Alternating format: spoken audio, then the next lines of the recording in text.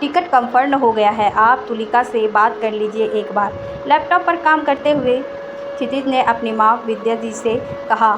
फिर विद्या जी ने बात अनसुनी करते हुए फ़ोन काट दिया। अगले ही दिन की फ़्लाइट थी। तुलिका रसोई में रोटियां सेक रही थी।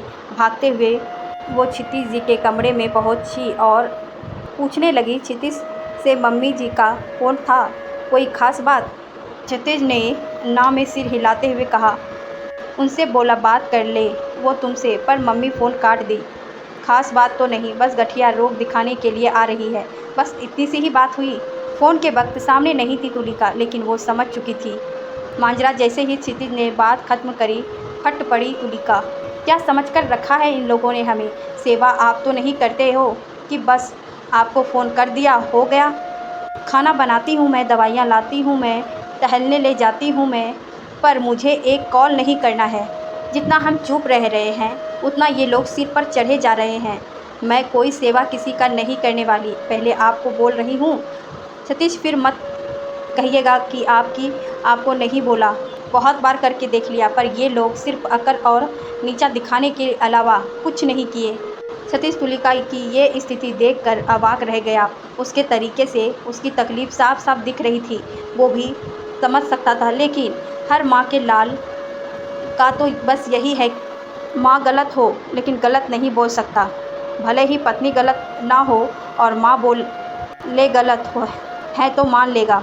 उसने बिस्तर से उतर के तुलिका के गले में अपनी बाह का हाथ डालते हुए कहा, पानी सिर के ऊपर होने दो, कोई मुझे कुछ बोले तो फिर देखो मैं क्या क्या सुनाता हूँ।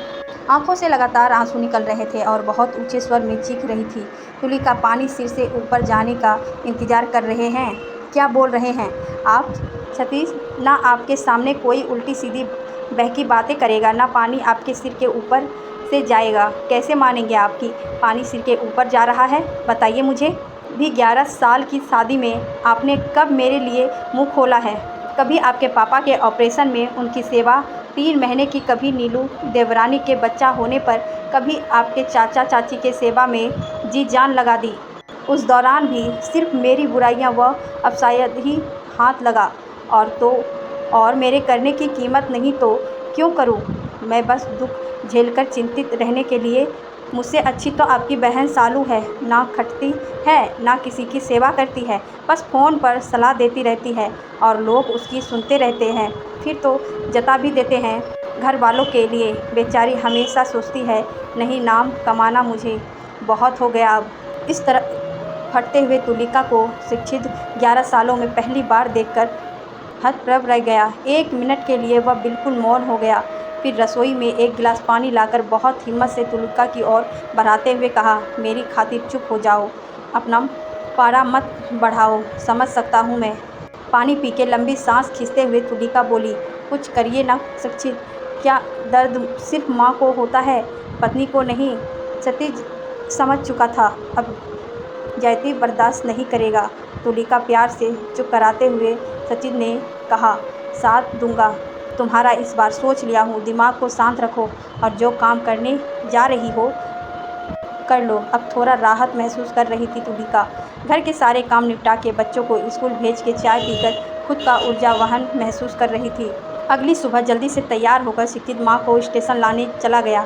आते ही वृद्धा जी का रोवीला चेहरा देखकर तुलिका पहले तो घबराई और दिमाग में पिछली पुरानी बातें चलचित्र की भांति घूम गई, लेकिन मूड ना खराब करने की सोच रखी थी। मुस्कुराते हुए उसने वृद्धा जी का स्वागत किया और दोबारा चाय बनाकर ले आई। चाय पीने के बाद वृद्धा जी नहाने ही जा रही थी कि बेटी सालू का कॉल आ गया। फ़ोन रख के वो तुलिका को देख के मुस्कुराते हुए कहने लगी, उफ, ये लड़की भी ना दिन रात हमारे बारे में सोचती रहती है। घर से निकलने तक मैं तो अब तक 4-5 बार हर कदम पर फ़ोन कर दी, मम्मी सामान का ध्यान रखिएगा, क्या खाया पिया और कहाँ पहुँचे। सच में बिटिया होती ही ऐसी है, किस्मत वाली हूँ मैं, एक बेटी ही है और इतना ख्याल रखने वाली। तुलिका ने खाद जाने वाली नज़रों से शिक्षित को देखा। जी कर रहा था कि तुलिका सारा गुस्सा तभी उड़ेल दे, लेकिन आंखों में ही शिक्षित ने रोक लिया। अब वृद्धा जी नहाकर आई तो मुंह बनाते हुए बोलने लग गई, घर कितना अस्त व्यस्त और रसोई कितनी बिखर री सी रहती है यहाँ, और बिस्तर तो देखो कैसी सिलवटें पड़ी हैं। चाहकर भी कुछ बोलकर अपना मूड खराब नहीं करना चाहती थी तुलिका। उसने गुस्से से घूंघट को पी लेना उचित समझा। शिक्षित पेट्रोल भरवाने चला गया। कुछ देर बर्फ पेट्रोल भरवाकर शिक्षित आ चुका था और डॉक्टर के पास दोनों माँ बेटे निकल गए। थोड़ी देर के बाद बच्चे भी आ गए। स्कूल से खाना खिलाकर आराम करने के बाद उन्हें ट्यूशन भेज दिया। तुलिका अब आराम करने चली गई। सोना तो चाहती थी पर नींद नहीं आ रही थी।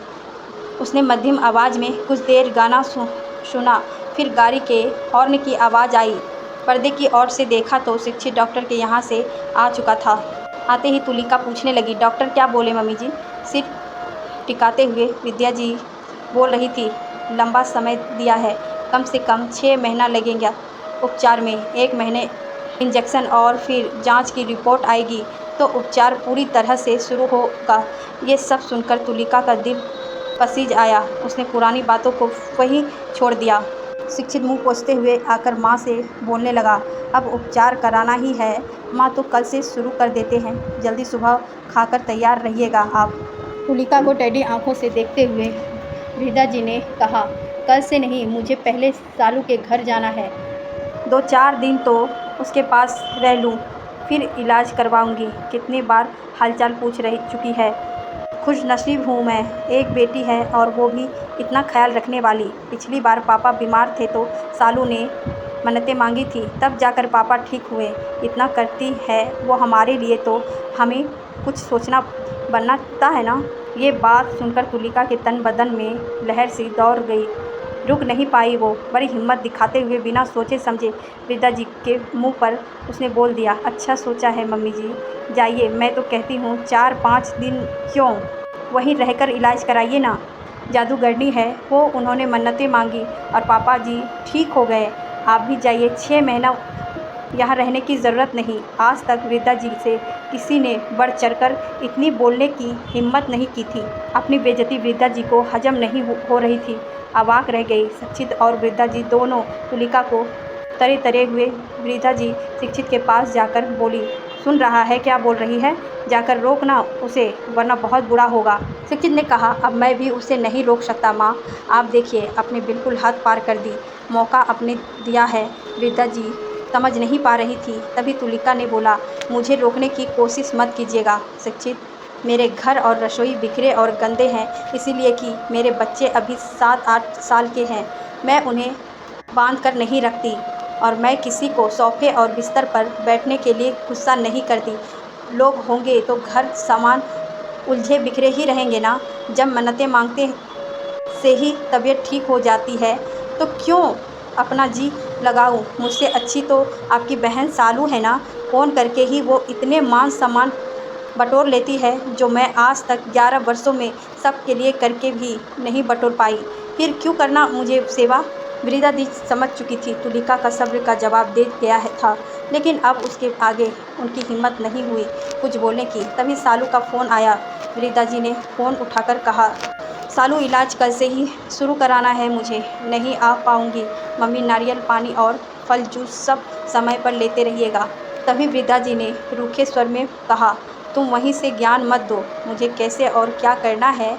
जो सेवा करेगा उसे पता है क्या कैसे करना है। तुम बस अपने घर की साज सज्जा पर ध्यान दो और अभी रखो फ़ोन, बहुत काम है। तब तक सालू ने फ़ोन कट कर दिया। माँ के इतने कुत्ते तज भरे शब्द सुनते ही तुलिका को कोई पछतावा नहीं हो रहा था। बहुत हल्का महसूस कर रही थी। आज 11 वर्षों बाद ऐसा लगा जैसे सीने से किसी ने पत्थर का बोझ हटा दिया। पर थोड़ी असमंजस में थी कि इतनी जल्दी कैसे सब बदल गया, लेकिन अंदर से बहुत हल्का महसूस कर रही थी।